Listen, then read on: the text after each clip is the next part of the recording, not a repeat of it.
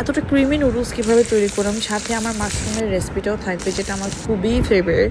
So hello everyone, আসসালামু আলাইকুম, আমি তানজিন কান্ত। সো আমি এখানে বুলটাকে 3x স্পাইসি নুডলসটা নিয়ে নিই এবং নুডলসটা পারফেক্টলি কুকড হয়ে যায়, তখন আমি সাথে 2টা স্লাইস চিজ অ্যাড করে ক্রিমি হওয়ার জন্য। বিকজ আমার না মানে নুডলস একটু ক্রিমি খেতে ভালো লাগে, বেশি সুপি পছন্দ না, আমি একটু ক্রিমি খেতে পছন্দ করি। এবং যাদের ক্রিমি খেতে পছন্দ তারা এই একটা ট্রাই করতে পারেন, বেস্ট, খুবই মজার একটা ফ্লেভার আসে। তারপর হচ্ছে আমি মাশরুমটা মাঝখানে কাট করে নিয়ে আমি কড়াইতে বাটার দিই, তারপর হচ্ছে গার্লিক চপ করা গার্লিক দিয়ে দিই এবং গার্লিকটা 2 মিনিট ভাজার পর সাথে মাশরুমটা দিয়ে দিই এবং মাশরুমটা সুন্দর মতো একটু মৃদু আছে ভালো মতো ভাজতে থাকি।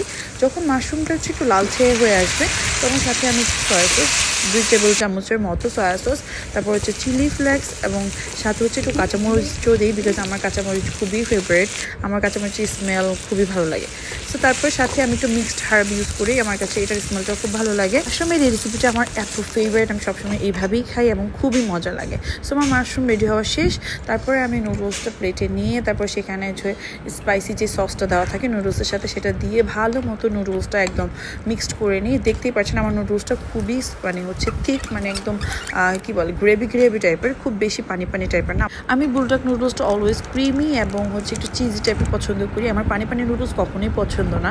এবং এটা আমার খাওয়ার বেস্ট লাগে, খুবই মজা লাগে। যাদের চিজি অথবা একটু ক্রিমি টাইপের নুডলস পছন্দ তাদের এই রেসিপিটা খুবই ভালো লাগবে। আর মাশরুম থেকে এত সুন্দর একটা হার্বসের আর হচ্ছে গ্রিন চিলির এত সুন্দর একটা ফ্লেভার আসছিল, খেতে খুবই ভালো লাগছিল। যদিও একটু বেশি স্পাইসি হয়ে গিয়েছিল, বাট আমার কাছে তো ভালো লেগেছে, কারণ আমি স্পাইসি লাভার, আমি খুব স্পাইসি খেতে পারি। বাট যাদের স্পাইসি খেতে একটু সমস্যা অথবা পছন্দ করে না তারা হচ্ছে নুডলসের সসটাও একদম কমিয়ে দিবেন, আর মাশরুমে হচ্ছে চিলির অথবা কাঁচামরিচের পরিমাণটা অনেক কমিয়ে দিবেন, তাহলেই ঠিক মতো হয়ে যাবে। সো এই তো আজকের জন্য এতটুকু, দেখাবেন নেক্সট কোনো ব্লগে। আল্লাহ হাফেজ।